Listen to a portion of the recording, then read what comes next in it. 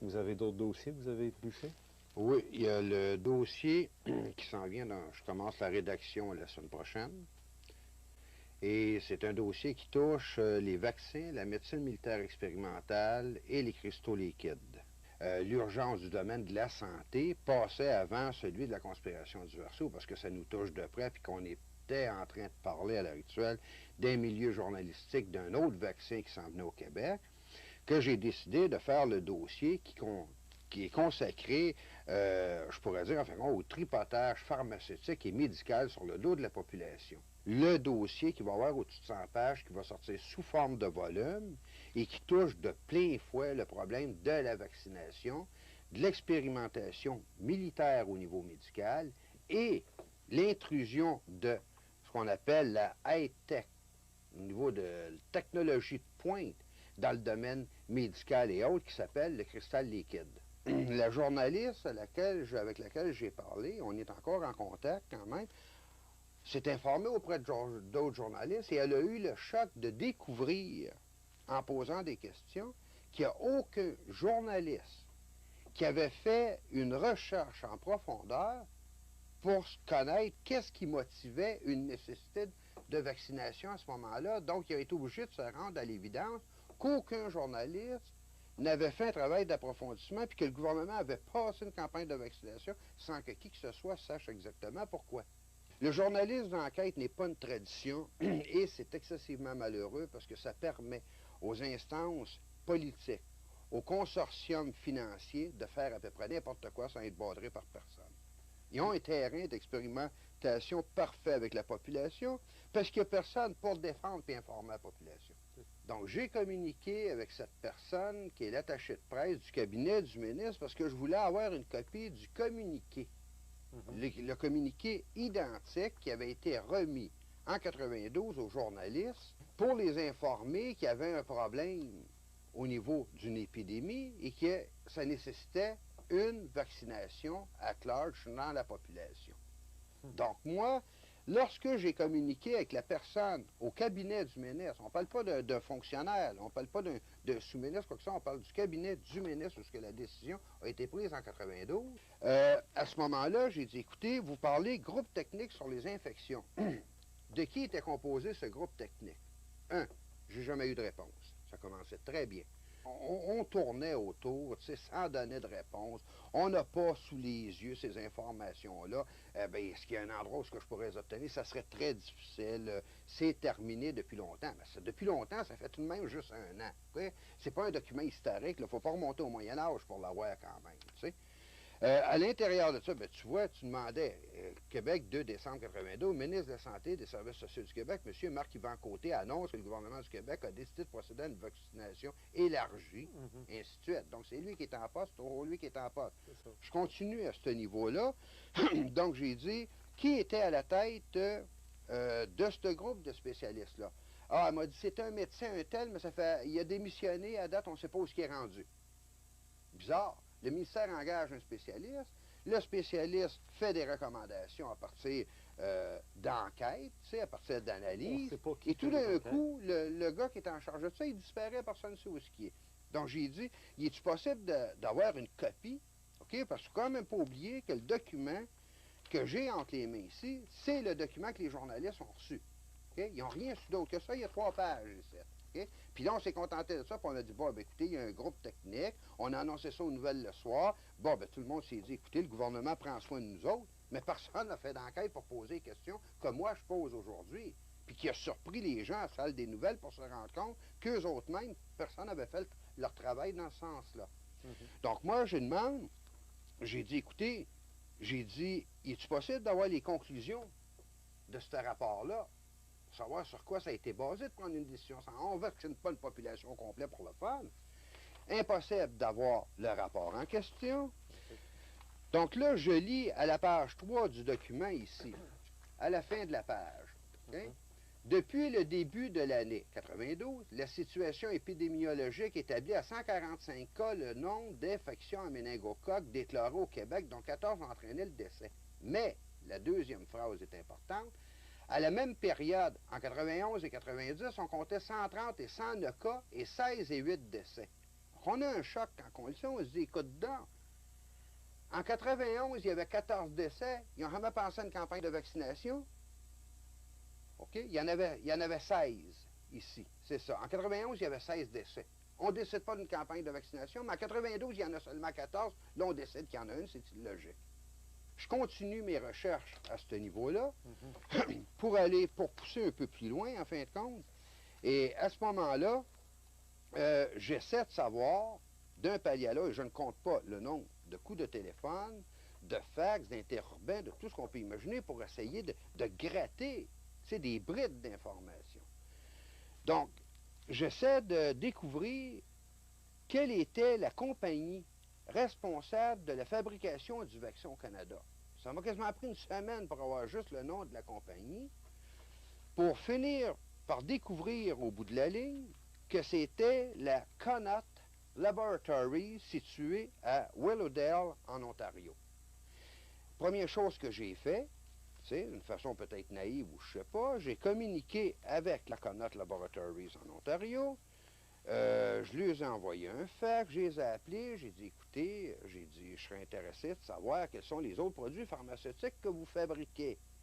J'ai eu affaire à une gang de paranoïaques. Ils se sentaient menacés, on ne voulait pas répondre aux questions, ça ne me regardait pas, même si je leur disais, écoutez, c'est de l'information publique. Je peux l'obtenir ailleurs, bien c'est ça, obtenez-la ailleurs, monsieur.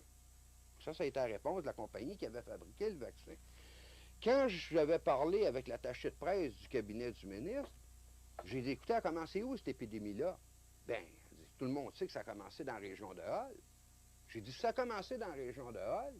Êtes-vous au courant, puisqu'il y a juste un pont qui traverse, qui relie, en fin de compte, Hull à Ottawa du côté ontarien? Êtes-vous au courant si l'épidémie a traversé le pont? J'ai jamais eu de réponse. OK? Le virus s'arrêtait à la frontière. Justement, êtes-vous au courant si le ministère de la Santé en Ontario a fait une vaccination locale ou quoi que ce soit? Aucune réponse, adressez-vous à vous autres. J'en ai perdu mon latin d'essayer de m'adresser à des ministères qu'on est toujours renvoyé d'un fonctionnaire à l'autre. D'ailleurs, je vais vous montrer des preuves là-dessus. Et au bout de la ligne, on n'a jamais obtenu de réponse, mais on nous répète toujours la même chose de se référer d'un à l'autre. Obligé de se rendre compte au bout de la ligne qu'on n'est pas intéressé à ce que certaines choses sortent. Je communique avec Communication Québec, eux autres me disent, écoutez, vous allez avoir les informations du Bureau du surintendant des institutions financières du Canada. Bon, et moi, je communique avec le bureau, on me dit, merci de votre télécopie du 15 novembre 93, je peux vous confirmer que notre bureau n'a aucun renseignement au sujet des compagnies énumérées dans votre télécopie. Ces compagnies ne sont pas régies par notre bureau. Ça, c'est le surintendant des institutions financières au Canada qui n'est pas au courant dans les ordinateurs si ces compagnies-là existent. C'est des compagnies pharmaceutiques. Ça aussi, ça n'a pas de sens, OK? Quelle était la liste? Ça, je vais la montrer tout à l'heure. Donc, on me réfère en recommuniquant avec Communication Québec, on me réfère encore une fois à un autre bureau du gouvernement fédéral qui est le bureau de l'Industrie Sciences Technologies Canada. Moi, j'appelle un bonhomme qui s'appelle Steve Charles, S-C-H-A-R-S. Je lui demande, j'ai dit, écoutez, j'ai une liste de compagnies pharmaceutiques et autres. Êtes-vous capable de me sortir des informations? Quelles sont ces compagnies-là? Quelle place qu'elles sont situées au Canada? Quels sont les produits qu'elles fabriquent? Aucun problème, monsieur, envoyez-nous ça, on a toutes les informations. Okay? Donc, j'envoie à ce monsieur Char, en fin de compte, un fax pour lui demander, écoutez, Industrie, Sciences, Technologies Canada, informations concernant les compagnies affiliées à la CDC Life Sciences Incorporated, parce que j'avais fait des recherches dans le volume publié par Statistique Canada au niveau des liens de compagnie des liens de parenté entre compagnies. J'avais découvert que la Connaught Laboratories, qui a fabriqué le vaccin contre la méningite, appartenait à un consortium qui était la CDC Life Sciences Incorporated, sur laquelle j'ai jamais eu aucune information. Mais ce qui était quand même important de remarquer, c'est que cette CDC Life Sciences Incorporated est une compagnie qui contrôle, et là, la liste est quand même assez impressionnante au niveau de mes notes personnelles ici. Elle a un 12,6% de contrôle au niveau des investissements dans l'Institut Mérieux, qui est un institut de produits pharmaceutiques français, 100% de contrôle dans 2 compagnies à numéro, 100% de contrôle dans le Bio Research Laboratories, Bayer? Bio, Bio. BIO, Oui, oui. 100% de contrôle pour la Steel Chemical Company, 100% pour la Connaught Laboratory, donc elle la contrôle complètement, mais impossible d'avoir des informations sur CDC Life Science, 100% d'informations sur la Connaught Biologic et 35,4% sur les laboratoires nordiques. Ce qui était vraiment impressionnant, c'est que les laboratoires nordiques, même s'ils ont un nom français, est une compagnie dont le siège social est aux États-Unis avec une filiale au Québec. Donc là, on se pose des questions. En plus, ce que j'ai découvert, si on prend le lien de code ici de cette CDC Life Science Incorporated, on découvre qu'elle a 19,3% d'investissement dans les actions de la Caisse de dépôt et de placement du Québec.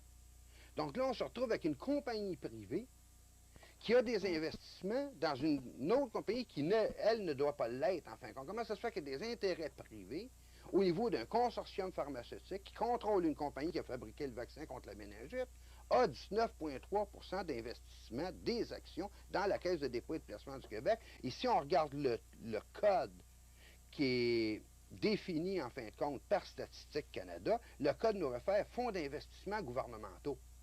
Donc, on se retrouve dans une situation à se demander, écoutez donc, c'est une compagnie canadienne, un consortium canadien. Comment est-ce que ce consortium canadien peut avoir des fonds d'investissement gouvernementaux dans la Caisse de dépôt et de placement du Québec? Je n'ai jamais eu de réponse là-dessus. Encore beaucoup moins. Poussez encore un peu, puis vous aurez peut-être des démissions demain matin au gouvernement. Soit des émissions, des démissions ou des moyens de pression qui vont m'être faits ou une tentative d'assassinat ou peut-être même, je ne sais pas, moi, une arrestation ou quoi que ce soit. Tu sais, démolir la réputation de quelqu'un pour être sûr, en fin de compte, que la personne ne peut pas continuer son travail. C'est une de leurs spécialités la plupart du temps. On veut pas, on m'accuse à l'heure actuelle au niveau journalistique, ces compagnies-là m'accusent et même certains fonctionnaires m'accusent de créer un mystère autour de cette situation-là, alors qu'en réalité, c'est pas moi qui crée le mystère. On crée au niveau gouvernemental, on crée délibérément un mystère en refusant de fournir des informations et des réponses sur un dossier, en fin de compte, sur des informations qui sont publiques dans une société démocratique, OK? Parce que ces compagnies-là sont enregistrées quelque part. Ça, c'est juste la pointe de l'iceberg. Moi, quand j'ai parlé avec le journaliste de la salle des nouvelles de Radio-Canada, d'ailleurs, on doit se rencontrer à un moment donné, parce que je parlais des différents développements au niveau de la recherche militaire produite par la CIA aux États-Unis au niveau des vaccins, des choses comme ça. Et j'ai dit, écoutez, il ressort des enquêtes et des résultats obtenus à date qu'il est possible d'administrer un vaccin à l'intérieur duquel il semble rien y avoir en apparence et qui ne soit pas offensif pour la santé d'aucune manière. Mais par contre, le même vaccin, à cause de son contenu mal défini, mis en relation 1 an ou 2 ans plus tard avec un autre vaccin qui lui aussi semble inoffensif à première vue, les deux combinés ensemble vont produire des problèmes invraisemblables. Et j'ai su dernièrement qu'il était possible, sans que ça puisse être décelé nécessairement au niveau d'analyse scientifique, il était possible de couper en deux un cristal liquide, d'en mettre une partie dans un vaccin, 1 an ou 2 ans plus tard, que la deuxième partie se retrouve dans un autre vaccin. La combinaison des deux avec les informations que je possède au niveau des cristaux liquides permet le contrôle direct des individus via satellite en vue d'en arriver à un moment donné à un contrôle politique absolu sur les populations.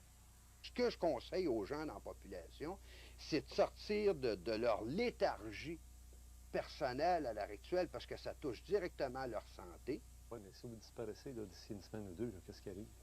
Est-ce qu'il y a des gens qui vont prendre la relève? Est-ce qu'il y a des journalistes que vous connaissez? Il n'y a aucun journaliste, d'après moi, qui va oser, dans le contexte actuel, prendre la relève par rapport à de l'information semblable. Il n'est jamais trop tard. S'il était trop tard pour quelque situation que ce soit à l'heure actuelle, ça voudrait dire par conséquent que ces gens-là seraient déjà en possibilité de pouvoir implanter le système et qu'ils l'auraient déjà implanté. Posons-nous la question pourquoi ils ne l'ont pas déjà fait.